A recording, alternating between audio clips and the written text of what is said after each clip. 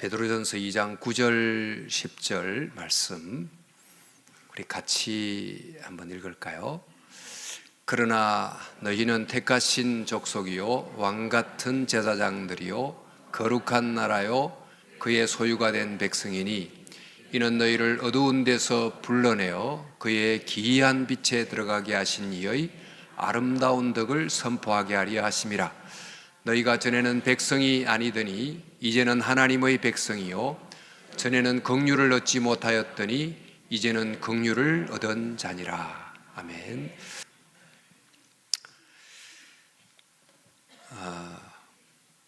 어느 시대나 어떤 상황이나 교회가 존재하는 한 그 교회가 마땅히 가져야 될 사명이 있습니다. 또 그 교회가 꿈꿔야 될 꿈이 있습니다. 그게 뭘까요?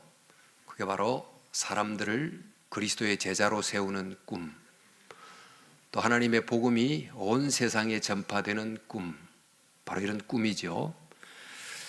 바로 이런 꿈은 사실 하나님께서 이 타락한 세상을 그대로 두지 않으시고 당신의 독생자를 보내시고 또 보냄받은 성자 예수님께서 아버지와 함께 성령을 이 세상에 보내심으로 이루려고 했던 바로 그 비전이자 꿈입니다.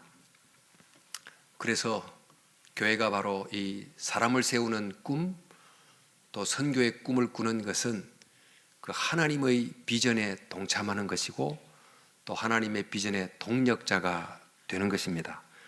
바로 이 꿈꾸는 교회도 바로 그 꿈을 가슴에 담고 그 꿈의 실현을 위해서 또 여기에 존재하고 또 힘써 달려가고 있는 줄로 믿습니다. 그런데 이 거룩한 꿈이 이루어져야 되는 이 현실은 만만치 않습니다. 각 시대마다 그 시대적 상황이 매우 다양하고 또 각 시대마다 그 시대가 가진 어려움과 난관이 있습니다. 초대교회 때도 그랬고 과거도 그랬고 지금 우리가 사는 시대도 그렇습니다. 그러나 상황이 어떠하든 어떤 어려움이 있든 간에 교회는 바로 그 시대 속에서 그 선교라고 하는 꿈, 또 사람을 길러내는 꿈을 이루기 위한 그 노력을 해야 되고 길을 찾아내야만 합니다. 지금 우리가 처한 이 시대는 어느 시대들보다 매우 복잡하고 또 서구화되어 있고 또 문명화되어 있습니다. 그리고 포스트 모던이라고 하는 거대한 세계 속으로 진입해 들어와 있습니다. 이 세계의 특징을 한두 가지로 설명할 수는 없지만 몇 가지로 우리가 잊지 않은 바 특징을 정리해 보자면 그 중에 하나가 초월적 세계에 대한 믿음의 약화입니다. 우리나라만이 아닌 거의 서구화 문명 세계 속에서 보이는 것만이 전부, 그리고 보이지 않는 세계에 대해서는 아예 믿음 자체가 사라져가고 있는 그런 세상을 살아가고 있습니다. 또 특징이 있는 것은 개인의 자유가 지나치게 강조되고 있다는 것입니다. 사실 개인화가, 개인주의가 너무 강화되다 보니까 모두가 공유하는 도덕적 가치, 또 어떤 예절 이런 것들이 점점 사라지게 되고 나는 나를 위해서 존재하고 내가 중심이고 내가 기준이고 내가 목적인 그런 세상이 되어가고 있습니다. 또한 우리 시대는 디지털 문화가 급속하게 확산되고 있습니다. 갈수록 많은 사람들이 더 많은 시간을 스마트폰에 소비합니다.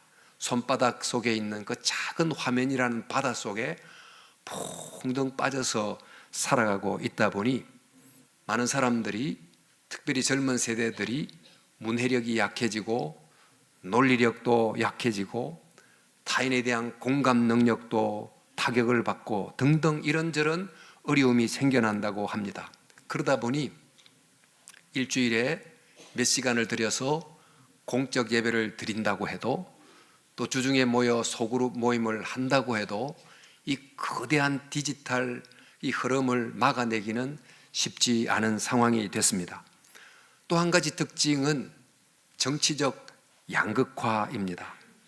정치적 견해가 점점 그 간격을 넓혀가면서 각각이 가진 그 견해가 서로 접점을 잡기가 굉장히 어려워져서 가족 간에도 믿는 성도들 간에도 바로 이 견해 때문에 갈라지는 일이 심지어 일어나기도 합니다. 정말 건강한 균형 잡힌 견해를 가지고 있는지 아니면 한쪽으로 경도된 관점을 가지고 있는지, 그리하여 한 나라에서 두 나라가 존재하는 듯한 이런 세상이 전개되고 있습니다. 이외에도 여러 가지 우리 시가 살아가는 특징을 들 수 있지만 요점은 우리가 사는 현실은 만만한 현실이 아니고 복잡하고 어렵다는 것입니다. 하지만 그럼에도 불구하고 바로 이 현실 속에 뿌리를 내린 교회가 해야 될 변하지 않는 사명이 있다, 이루어야 될 꿈이 있다는 것입니다. 그게 바로 사람을 길러내는 꿈, 하나님의 복음을 온 세상에 전파하는 선교의 꿈입니다. 그러면 어떻게 하여 바로 이 교회의 본질적 목적인 이 선교의 꿈, 사람을 길러내는 꿈을 실현해낼 수 있을까요? 우리가 이 일을 위해서 서로 머리를 맞대고 방안을 강구해야 되지만 그 여러 가지 방안보다 근본적인 원리가 무엇인지를 깨닫는 것이 더더욱 필요하다고 할 수 있습니다. 언제나 어디서나 어떤 상황이든지 하나님의 일이 가능하게 되는 기본적인 원리가 뭔가, 이걸 찾아내야 되는데 바로 그 원리를 우리는 오늘 베드로 사도가 1세기 초대교회 그리스도인들에게 보낸 이 편지에서 찾아낼 수가 있습니다. 당시 1세기 교회는 굉장한 핍박과 박해를 받고 있었습니다. 같은 유대인 동족들로부터 심한 미움을 받고 있었고, 또 로마 사회로부터 공적 종교로 인정받지 못함으로 이단으로 이렇게 몰리게 됐고, 또 숫자도 소수일 뿐만 아니고 박해 때문에 오랫동안 살았던 지역에서 쫓겨나가지고 낯선 소아시아 이곳저곳에 흩어져 살아가게 되는 등등의 어려움을 처하게 됐습니다. 이런 정도의 어려움을 겪게 된다면 작은 초대교회 공동체는 서서히 와해되고 사라질 가능성이 많이 있습니다.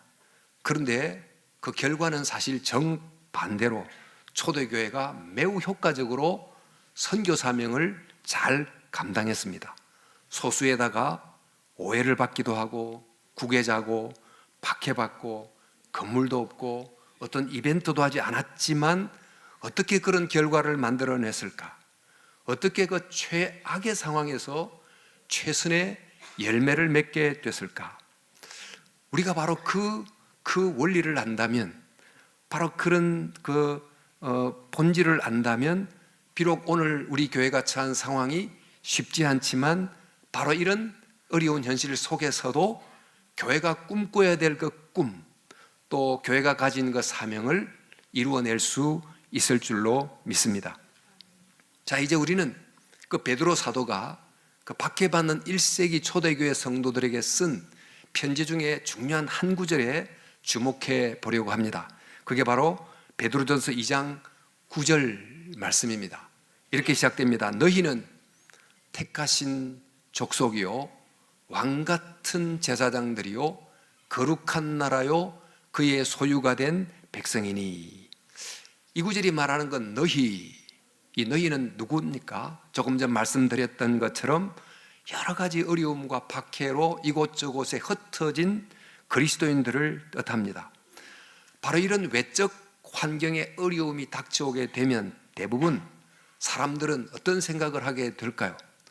저와 여러분들도 사업의 상황이나 가정의 상황에 어려움이 닥치게 되면 외적 환경의 변화는 내적 정체성의 혼돈을 가져오는 경우가 많습니다.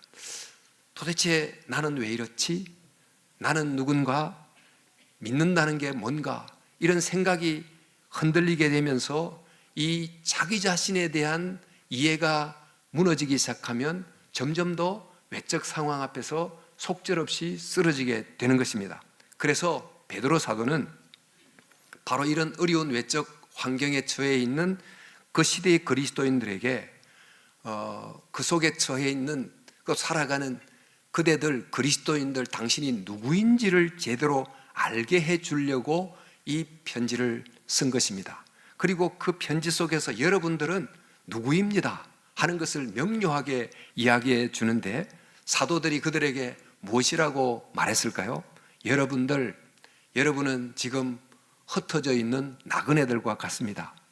여러분은 지금 어려운 환경 속에 있습니다. 그것이 여러분이 눈으로 보는 그 현실의 모습입니다. 하지만 그러나 여러분의 진짜 모습이 무엇인지를 아셔야 됩니다. 여러분은 하나님이 택하신 백성입니다.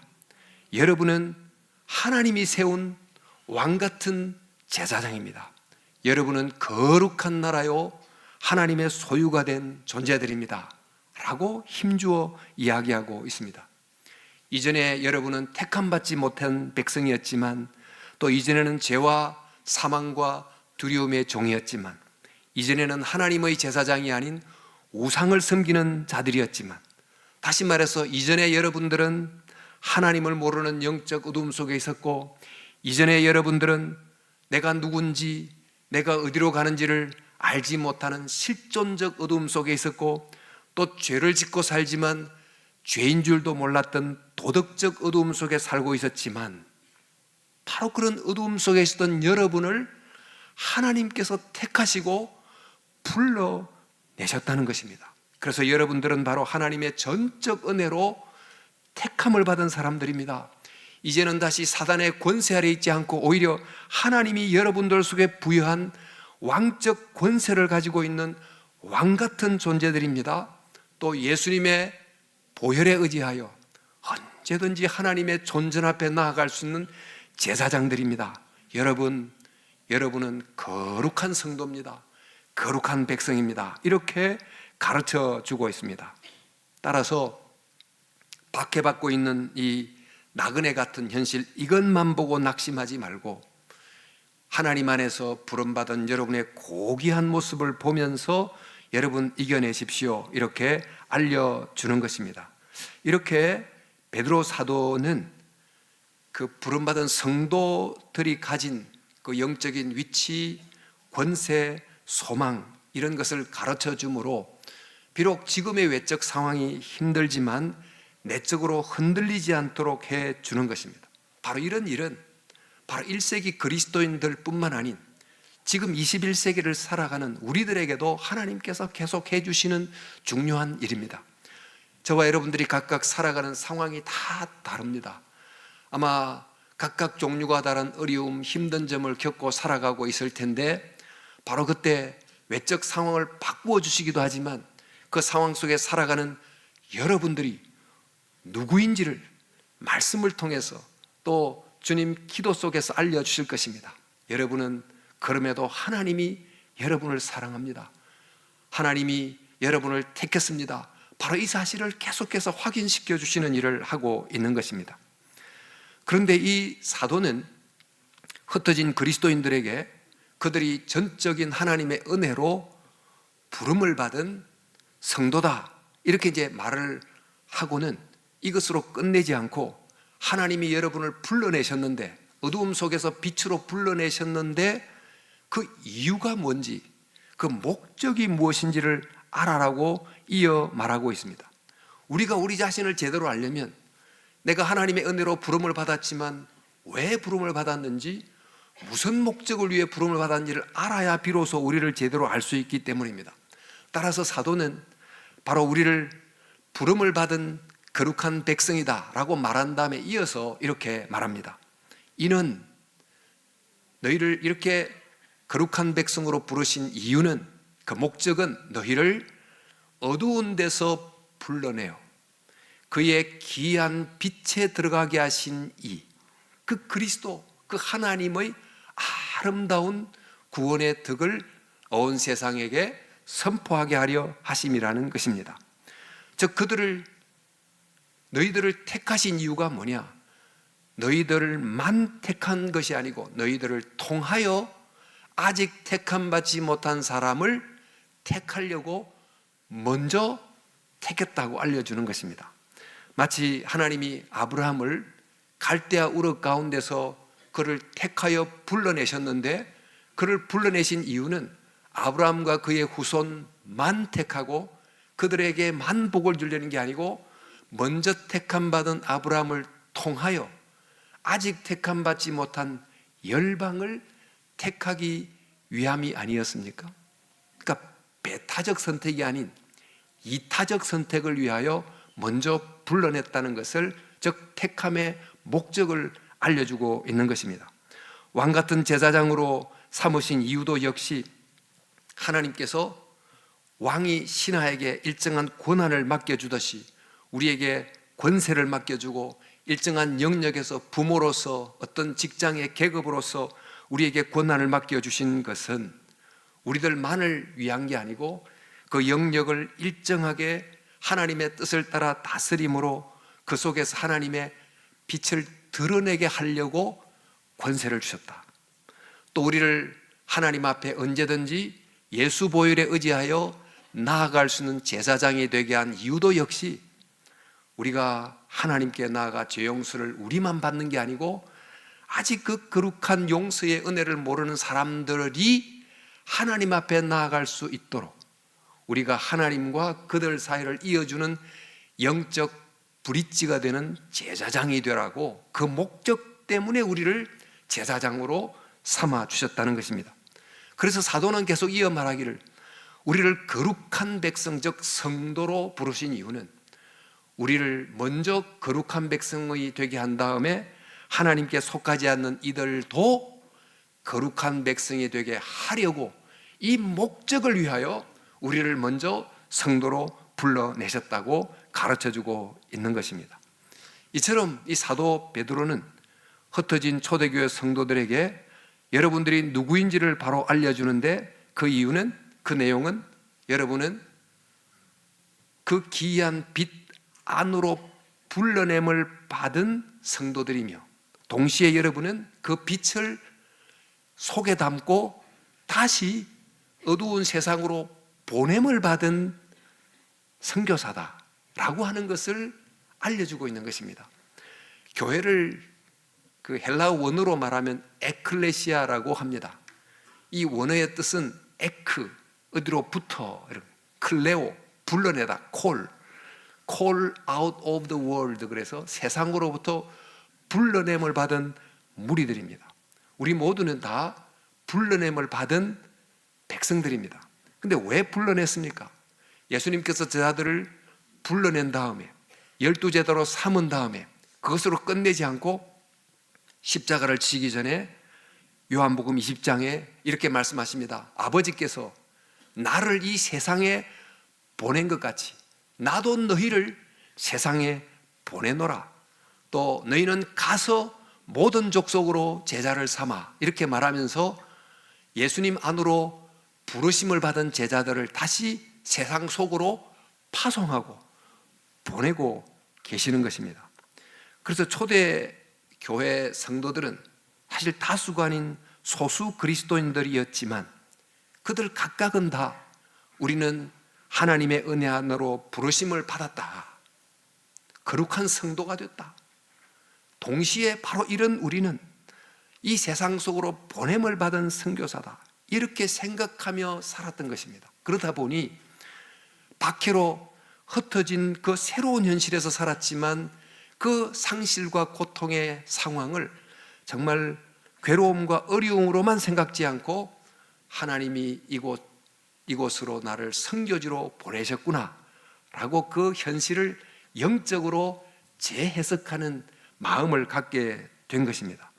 그래서 성도들 모두가 숫자와 관계없이 모두가 각각 나는 은혜로 부름받은 성도다, 동시에 사명을 가지고 보냄받은 선교사다, 이렇게 생각하고 살다 보니 어디에 있든지 어떤 상황에 있든지 그들이 살아가는 이 삶의 자리는 하나님이 나를 두신 정말 생활의 자리일 뿐만 아니고 동시에 이것은 사명의 자리, 선교의 자리다 하고 생각하며 살아갔다는 것입니다. 바로 이것이 초대교회 성도들이 여러 가지 어려운 상황 속에 있었지만 이 교회가 마땅히 행해야 될 이 선교라는 이 비전을 이룰 수 있게 된 핵심적인 원인입니다. 이유입니다. 우리도 이 시대에 교회가 존재하면서 교회가 이 교회의 근본적 사명인 선교적 사명을 감당하기 위해서 가장 필요한 것이 무엇일까요? 더 많은 시설, 또 세미나, 이벤트 이런 것도 많이 필요하겠지만 그에 앞서서 가장 기본적으로 필요한 게 무엇일까? 그것은 그리스도인들이 각각 자기를 누구로 생각하느냐, 그리하여 또 그리스도인들은 각각 자기들이 살아가는 이 삶의 자리를 어떤 관점에서 보느냐, 이게 굉장히 중요하다는 것입니다. 만약 이것이 있다면 교회가 크건 작건 바로 그 교회는 반드시 선교의 사명을 감당할 수 있겠지만, 이것이 잘 형성되어 있지 않으면 선교적 사명을 온전히 감당하기가 어렵다는 것입니다. 바로 이것을 교회 역사를 통해서도 확인할 수 있습니다. 제가 조금 전 초대교회 어려운 박해 상황이었지만 성도들이 성도면서 선교사란 의식을 갖고 살았으므로 그 결과가 어떻게 됐는지를 간단히 언급해 드렸습니다. 그런데 이 교회가 드디어 상황이 바뀌어서 로마의 공식 종교 공인을 통하여 로마의 교회가 됩니다. 더 이상 박해도 없고 더 이상 핍박도 없어졌습니다. 나아가 이 제국의 막강한 지원을 받는 국가교회가 됩니다. 누구든지 쉽게 신자가 될 수 있고, 또 순식간에 늘어난 신도들을 위하여 전문 사제그룹이 생깁니다. 거대한 성당이 세워지고 일요일은 아예 예배를 드릴 수 있는 공적 공휴일로 지정이 됩니다. 이 정도 되면 선교를 위하여 이보다 좋은 상황이 있을 수 있겠습니까? 그래서 이러한 때를 이름하여 기독교 제국이라고 부릅니다. 크리스텐덤이라고 부르는데요, 그런데 바로 이때 내적으로는 중요한 본질을 잃어버리고 있었습니다. 외적 환경은 너무너무 좋았는데 내적 구조가 성경적 모습을 잃어버리고 있었다는 것입니다. 이 사제들은 미사라고 하는 제사를 드리면서 강론을 하는데 성도들이 알아듣지도 못하는 라틴 말로 막 강론을 하다 보니 성도들은 그 강론을 들으면서도 내가 누군지, 그리스도 안에서 믿는 게 뭔지, 또 뭘 해야 되는지 이런 걸 잘 모른 채로 점점 미신적이 되어 갔습니다.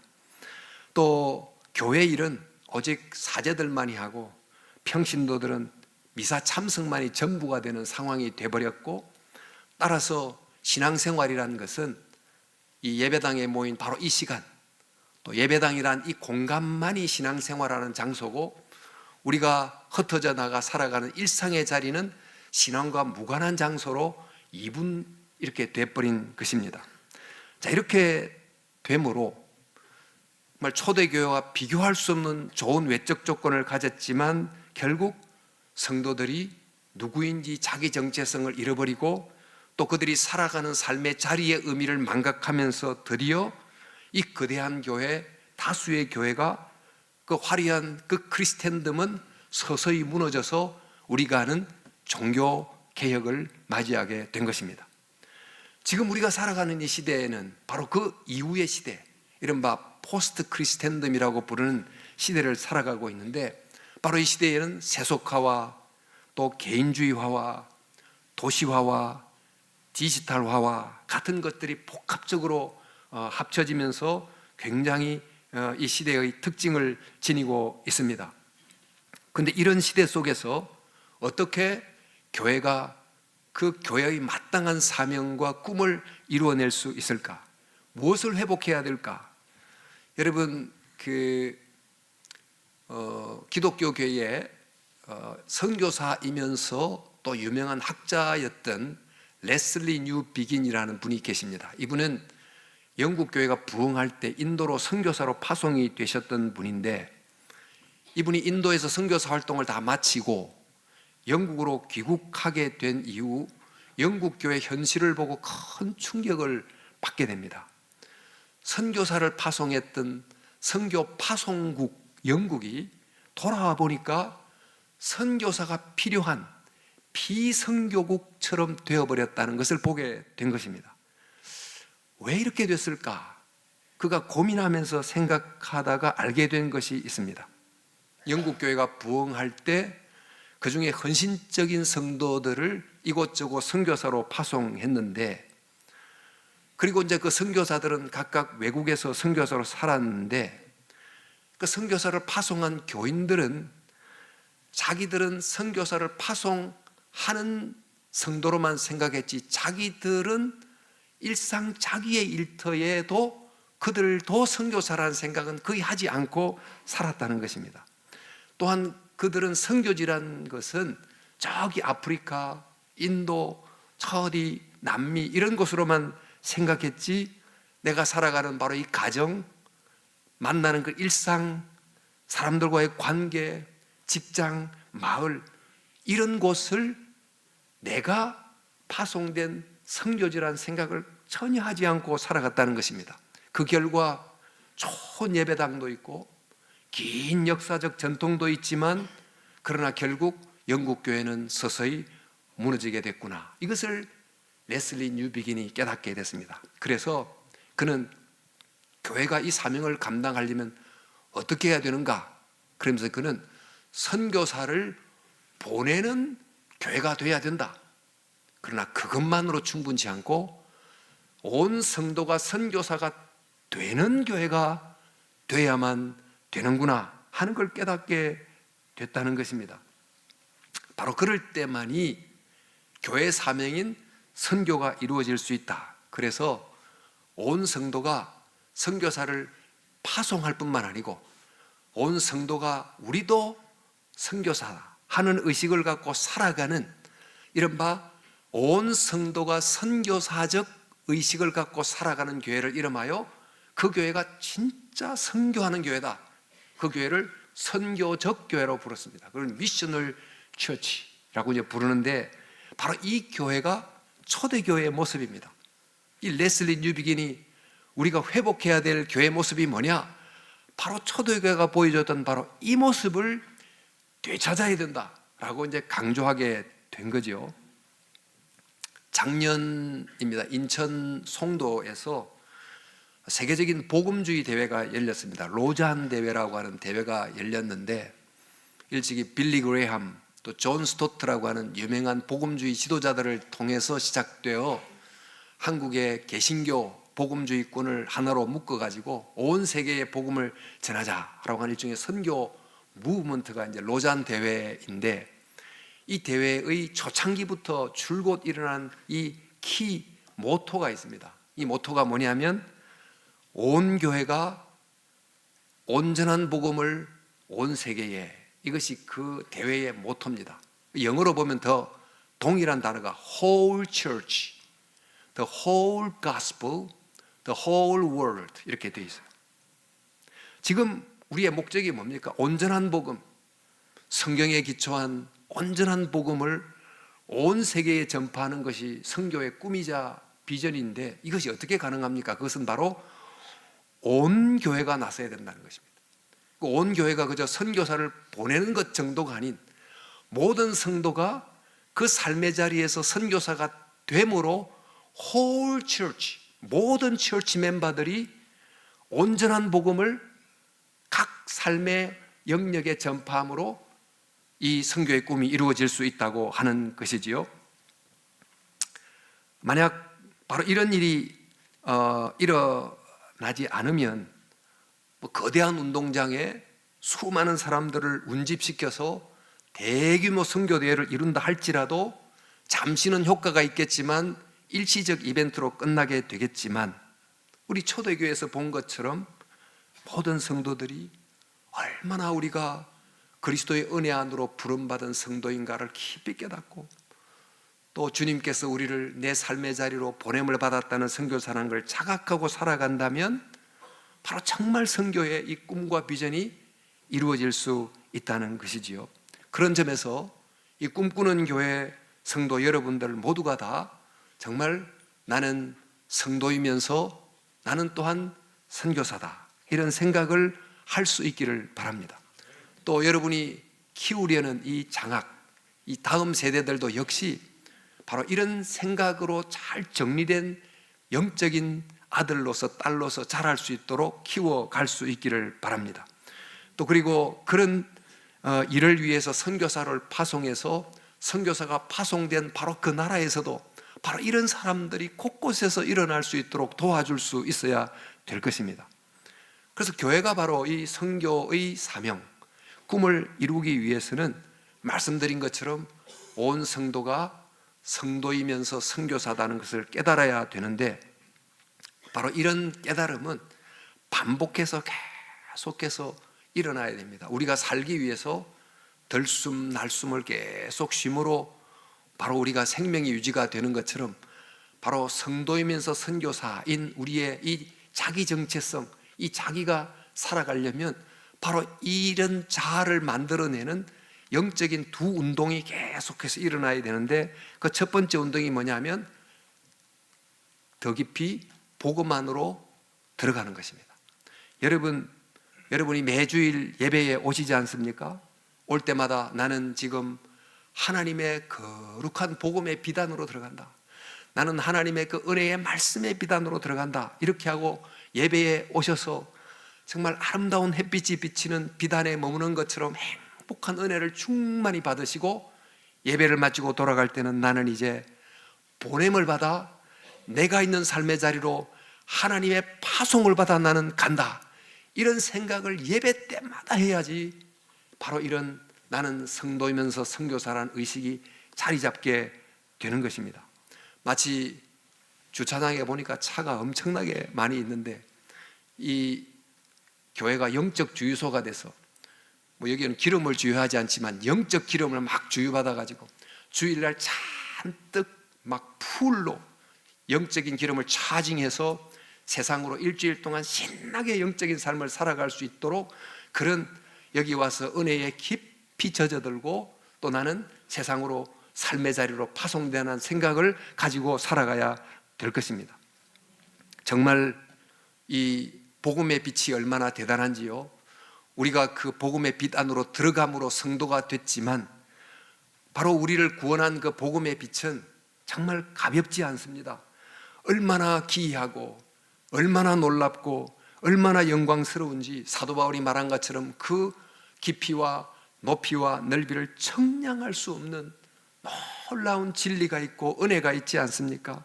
그래서 주일 예배를 드릴 때마다, 또 여러분이 매일 여러분의 삶의 자리에서 큐티를 하거나 기도를 할 때마다 그 하나님의 은혜의 비단에 들어와서 경탄하고 찬양하고 기뻐하고 깊이 젖어드는 그런 은혜가 매주 있을 수 있기를 진심으로 바랍니다. 또 하나 운동이 있습니다. 그것은 이제 더 멀리 세상 속으로 나아가는 것입니다. 교회가 여러 나라의 선교사를 파송한 줄로 압니다만, 이 더 멀리 나아간다는 것은 단순히 지리적 의미만을 말하는 것은 아닙니다. 지리적으로는 가깝지만 심리적으로 굉장히 멀 수 있습니다. 여러분, 일본이 지리적으로 가깝지만 우리의 그 과거 역사 때문에 정서적으로 다른 나라보다 상당히 먼 나라인 것처럼, 내 바로 한 집안에 살지만 여러 가지 상처 때문에, 관계 때문에 뭔가 넘지 못하는 벽이 존재하는 사람이 있을 수 있습니다. 바로 그런 멀리 있는 그 누군가에게 우리가 나아가야 되는데, 어떻게 나아갈 수 있습니까? 우리가 더 멀리 세상으로 나아가려면 반드시 더 깊게 복음 안으로 들어가야 된다는 것입니다. 복음 안으로, 은혜 안으로 더 깊이 들어가는 만큼 더 멀리, 더 강력하게 세상 속으로 나아갈 수 있다는 것을 기억해야 될 것입니다. 여러분이 만약 은혜의 비단에 깊이 들어갈 수 있다면, 그래서 그 빛에 내 존재를 푹 담글 수 있다면, 그래서 그 빛을 내 가슴 속에 담아낼 수 있다면 반드시 여러분의 얼굴 표정이 달라질 거예요. 여러분의 어투도 달라질 거예요. 여러분의 여러 상황을 대처하는 여러분의 삶의 방식도 달라질 것입니다.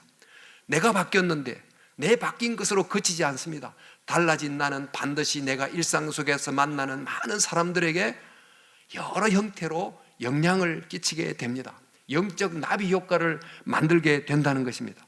만나봤더니 매우 어려운 일을 만났는데 어떻게 저렇게 좌절하지 않는 모습을 보여주는가? 어떻게 자기를 힘들게 하는 상대에 대해서도 비난하지 않는 정말 언어를 사용하는가? 어떻게 밝은 미소를 저렇게 잃지 않는 얼굴을 유지할 수 있는가? 타인을 저렇게 배려하는 온유하고 공손한 태도를 유지할 수 있는가? 늘 감사하며 살아가는 모습을 보여줄 수 있는가? 바로 하나님의 은혜의 비달에 깊이 들어감으로 만들어낼 수 있는 이러한 표정과 언어와 태도를 보여주게 되면 그 자체가 바로 선교의 편지가 되고 그리스도의 향기가 되는 것입니다. 기이한 빛으로 들어가는 만큼 여러분을 만나는 모든 사람들에게 선교의 영향력이 깊이 멀리 전달이 되는 것입니다. 이렇게 하면 내가 아무리 논리적으로 말로 성경을 펴서 설득을 하고 예수 믿게 해도 마음을 열지 않았던 사람이 은혜의 빛에 젖은 내가 그 표정과 어투로 만나게 되면 자연스럽게 마음을 열고 주님께로 돌아오는 역사가 일어날 수 있다는 것입니다. 초대교회 성도들이 실제로 그런 모습을 보여준 내용이 성경 속에 잘 나타나 있습니다. 우리가 알듯이 초대교회 성도들은 대부분 유대교에 속한 성도들이었어요.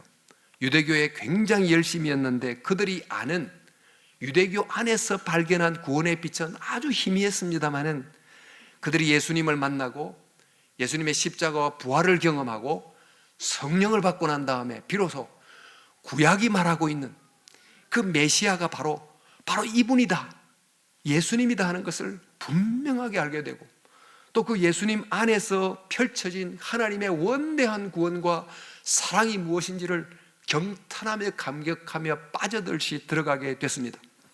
그들이 매주 모일 때마다 사도들의 가르침을 단마음으로 들었어요. 예수님과 함께 지냈던 사도들이 보고 들은 것을 전해줄 때 가슴 깊이 들었고 또 예수님이 가르쳤던 모든 말씀, 구약의 모든 예언들을 압축해 놓은 핵심적인 상징, 바로 떡과 포도주를 매주 떼고 마시면서 그들은 그 보이는, 눈으로 보이는 말씀을 또 입으로 먹으면서 온 감각으로 하나님의 이 복음만으로 매주 깊이 들어갔던 것입니다.